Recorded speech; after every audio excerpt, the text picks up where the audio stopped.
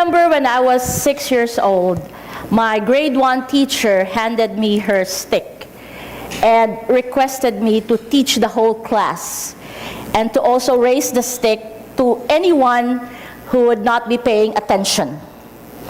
That was my first taste of power. I felt very useful. I felt very powerful.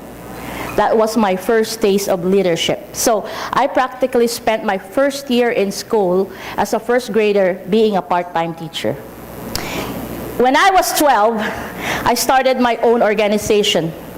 I realized that in the class, there were valedictorians and salutatorians, and there were a lot of averagely intelligent, intellectually gifted people. So I gathered all the average and said, we have to do much better. And so that was my first organization. For those who know me, they already know that I am very, as Richard said, noisy. I can actually speak for 8 hours, but I do not want to stand before your lunch. And that's why this is a very challenging time to speak. I'm very blessed to have been generously coached by Perry, who happens to be a distinguished Toastmaster, and we keep to our time. That's why my challenge now is to tell the story of the last 10 years of the ICT industry, growing jobs and opportunities in the countryside in just 20 minutes. The power of power. I grew up in a lower middle class family, and my mind is always working overtime. So when I was small, I would always ask myself, why my classmates has bigger crayons than me? Why they have more beautiful bags, school bags than myself or the rest of the other students. And so I began to think, I want to spend my life making an impact to as many lives as possible. And I kept thinking to myself, which field will afford me that? And so I took the best field of all, becoming a lawyer and becoming a politician. So today, you will listen to a politician. I'm sad for you. Today, I will talk about the power of power. I spent my 15 years of my life in politics in Bacolod City. And this is me 14 years ago. As an independent candidate, I would procure my own sound system. I would even beg people to listen to me. And when I speak towards the afternoon, I can see the numbers of my audience dwindling because the mothers will have to cook dinner for their husbands. So that is me.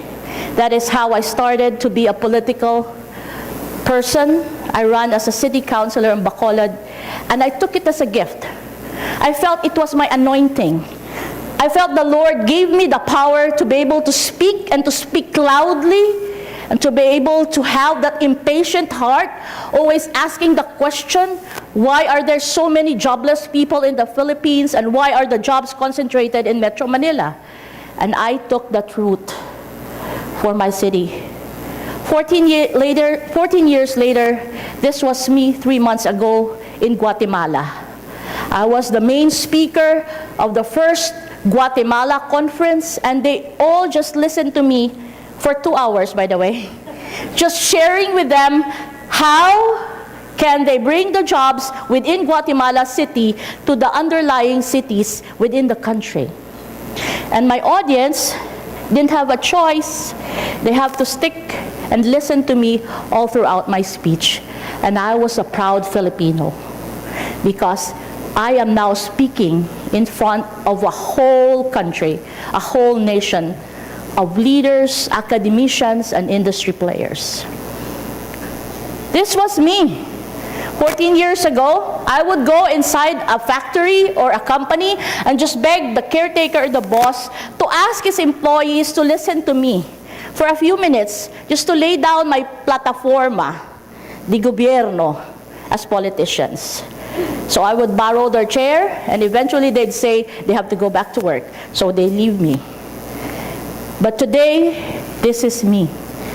International media, As Richard mentioned, International ICT Award, and I'm so blessed and very humbled that last year, last year, 2016, I was awarded as the Outstanding Women in Nation Service or Towns for the field of ICT. I was also awarded, as mentioned earlier, the Philippine ICT Contributor Award. But all these accolades are not for me. My story today is not only about me. It's about the people all over the countryside, about 60 to 70 Information and Communications Technology Council that stepped up and promoted their location for the IT industry. This was me, shaking hands with my constituents, trying to collect as many votes as I can in a world of politics where money is actually very loud. But today, I shake the hands of the world around me. In 2012, of more than 40 to 50 candidates in the Philippines, I was the only one chosen as Eisenhower Fellow of the Philippines to spend 60 days in the US, hop from one incubator, one innovation hub to another. I was able to witness the model of Silicon Valley, the Research Triangle in North Carolina, and all these things that I need to bring to the Philippines and to share with my fellow men. That is the power of power. The power of power, especially political power in this country, allows you to execute ideas. From a nobody, I become honorable, because that is what you call politicians, honorable, whether they are or they are not. And so this is my work. I guide the academe, they listen to me.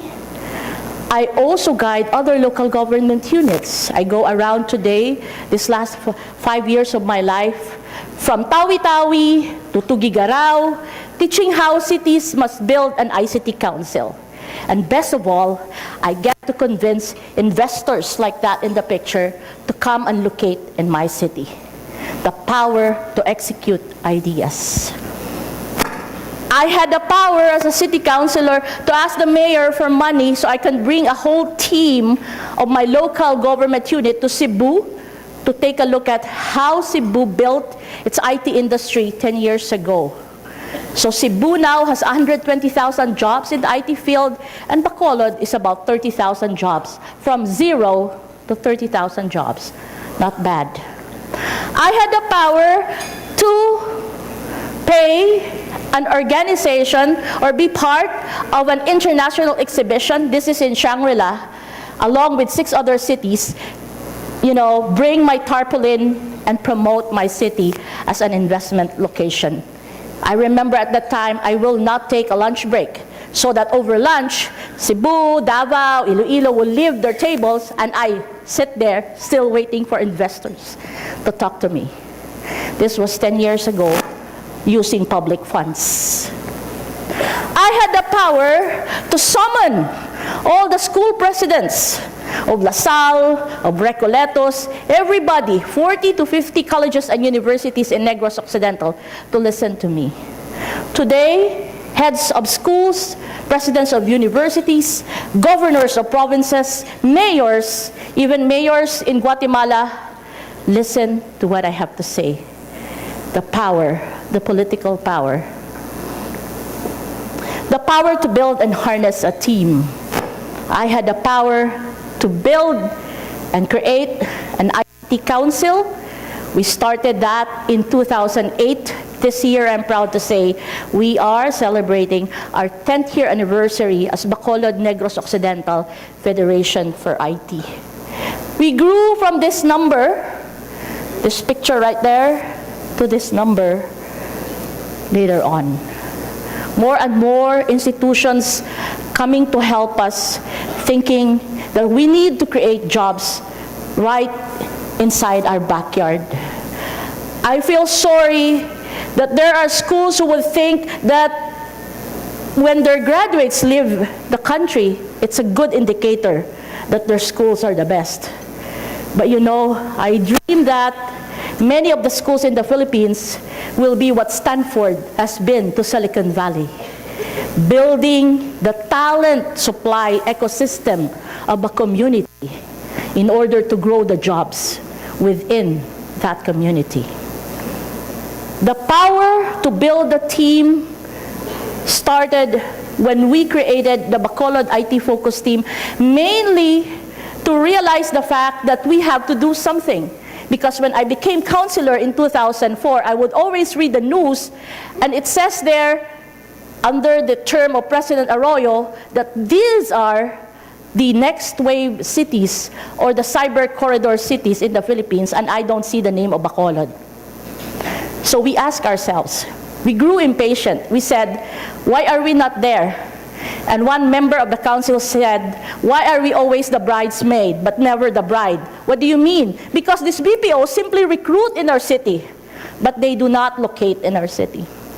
So we take a look at all the ingredients that needed to be in place.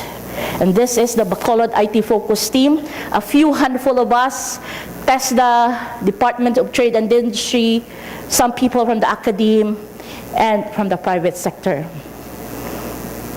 And then we initiated the creating of BNEFIT. At the time, the name of the ICT Council in Cebu was CEDFIT, Cebu Educational Foundation for IT. In Iloilo, it was IFIT. In Laguna, it was LINKIT. In Bacolod, I said, what should we name our ICT Council? If we name it Bacolod ICT Council, we cannot ask money from the governor. If we name it Negros Occidental ICT Council, we cannot ask money from Bacolod Mayor.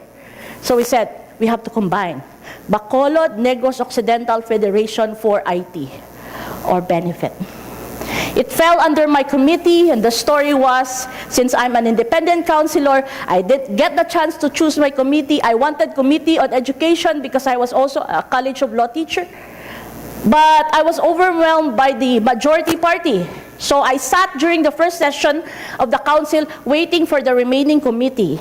And God has destined me to hold what they think is the most lousiest committee of all, the Committee on Communications, which at the time was defined to be working on postal services and telephones and telegraphs. So I said, I have to redefine this committee. I have to think of a way for me to create jobs. Because the first day of my work as a councilor, a lot of people were already lining outside of my door or outside of my office and asking for jobs. And I told them, I don't have any jobs to give you. But I will use my power as a city councilor to create those jobs in our city. This is the model, the coming together of the three important sectors, combining their strengths and expertise. The academe, which will supply the talent, government, which will supply the funds and the support and the catalytic impact, and the industry, which will direct the talent development to create jobs, to generate jobs, investments, and innovation. All the elements of collaboration which I share everywhere. So today, Bacolod, after being out of the list 14 years ago, has moved from number 5 to number 3 in the top 10 next wave cities, and in 2013, we were declared as one of the centers of excellence for IT business process outsourcing in the Philippines with the highest score in business environment.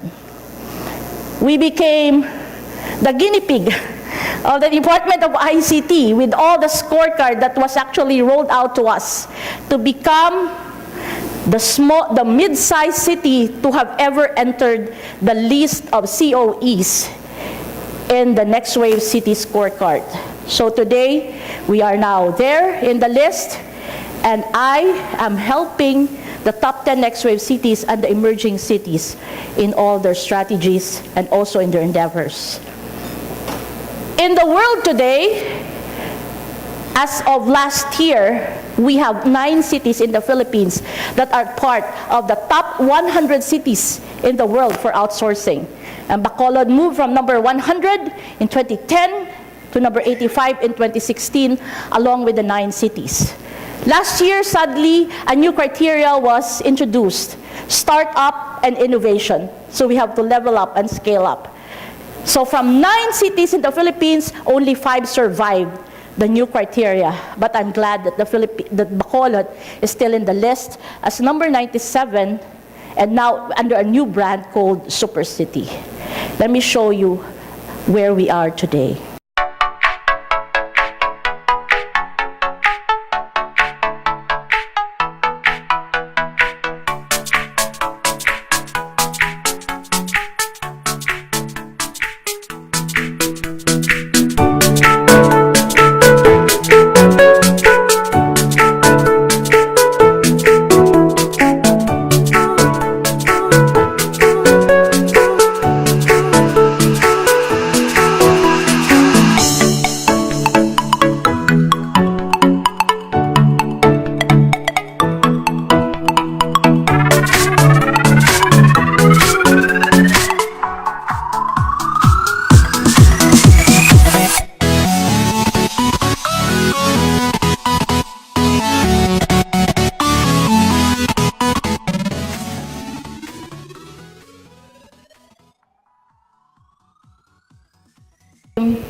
A choice workplace in the Philippines today. Our goal is to move from 30,000 jobs, which we currently have, to 60,000 jobs in 2022. Looking at all the other specs or sectors of IT, from non-voice to voice, from BPO call centers to animation to game development to software development, and all the rest of the IT-enabled jobs. If Manila can do it, I think the small cities like Bacolod can also do it. The power to connect with people who share your ideas. The power to build a team also entails the power to connect people. And because of my political position, I was able to charge my traveling expenses, of course, very minimal, to public funds to connect with as many industry players, with as many talent development stakeholders, so that we can create a whole ecosystem of countryside development. So in 2008, in Iligan City, with the help of the Commission on ICT, currently now the Department of ICT, we have the National ICT Confederation of the Philippines built. We started with 10 ICT councils, including BNEFIT and CEDFIT. Today, we have almost 60 ICT councils all over the Philippines, from Lawag down to Tawi-Tawi. And we have ICT summits. What we believe is we have to harness government support, human resources, and talent development, which is very important. And this is where I must appeal to everyone. Today, we have 9 million Filipinos who are unemployed, but 52% of them are aged 20 to 24. What does that tell you about our educational system? We harness and produce college graduates who still need to take up another course after college, which is called BS in STEM biology, because they have to go into standby mode or get experience. And for me, my heart is angry, impatient. We need to calibrate our educational system according to the jobs that are available. In one session last year, I heard from national officials that the reason for unemployment is because there are no jobs. That is certainly untrue in the IT sector. When I go home to Bacolod today, I would need 800 encoders, 20 software developers, 50 animators for the companies that are located there today. But there are no qualifiers. There are jobs, but people don't invest money. Public officials don't invest money where their mouth is. The key factors for a successful countryside location: real estate. 15 years of taxes, tax incentives for IT companies is not enough when you only see the exodus of these IT companies 2 to 3 years ago in the countryside. If you take away the incentives, it will affect the whole country. Maybe you have a lot of IT BPO companies already in Manila, but only a few in the countryside. But the tax incentive issues is going to affect the countryside, since we are in a centralized government. Business environment, business cost of doing business, certainly we are also working on this.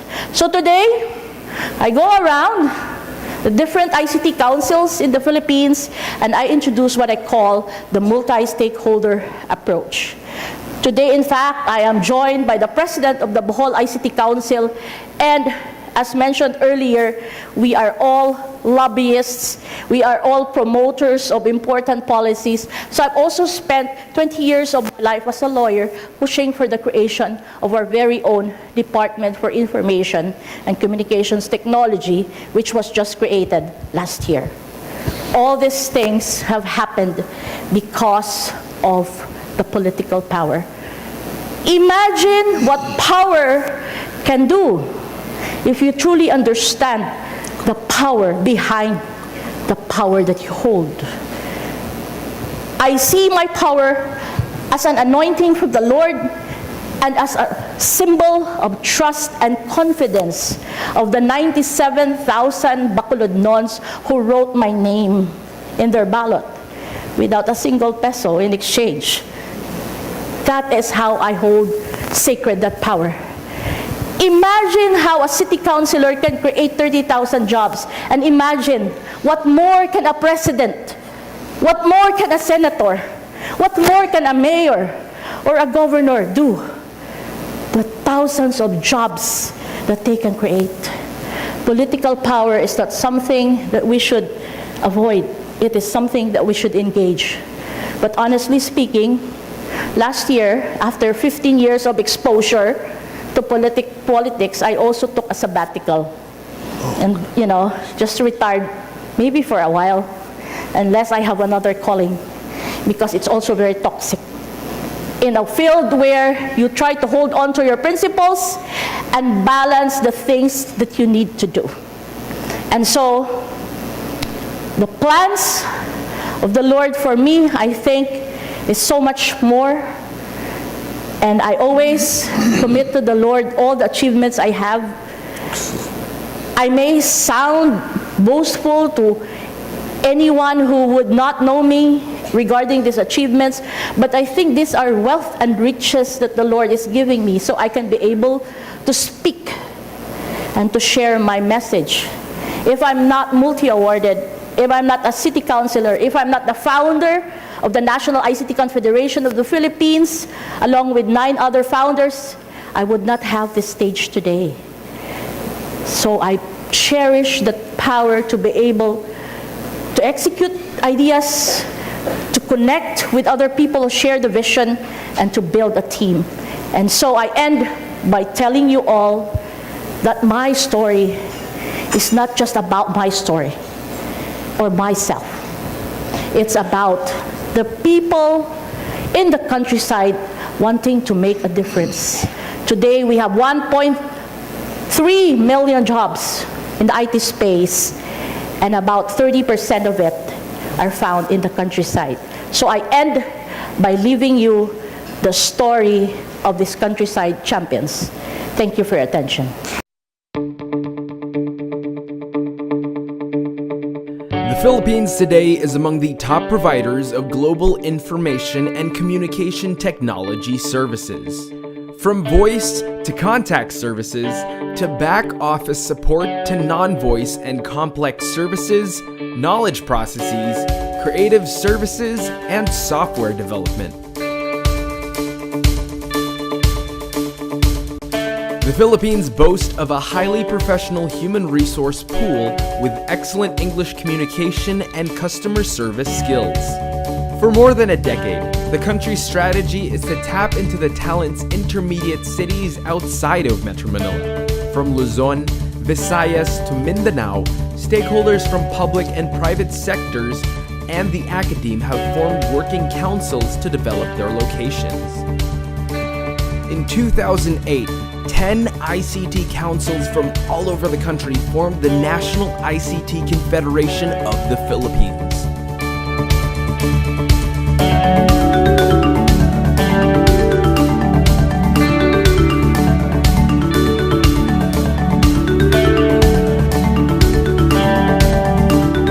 NICP today serves as a convergence of ICT councils representing the stakeholders in their geographical locations, such as regions, provinces, cities, and municipalities. NICP works with more than 60 ICT councils promoting the NICP brand, the multi-stakeholders approach to creating jobs, generating investments, and driving innovation. The ICT Council organizational model brings together movers and key decision makers from the public or government sector, academe and human resource, and private or business and industry sector. It is a platform to set directions to position their respective communities as strategic locations for ICT-enabled jobs and investments. By developing the countryside for ICT jobs and investments, the ICT Council acts as a catalyst to push their cities to industry list of excellence and promising investment locations. Working alongside the Department of Information and Communication Technology and the Information Technology Business Process Association of the Philippines, NICP helps to promote the next wave cities. These cities represent the remarkable collaboration among local stakeholders and guarantee investor-friendly business environment for the ICT industry.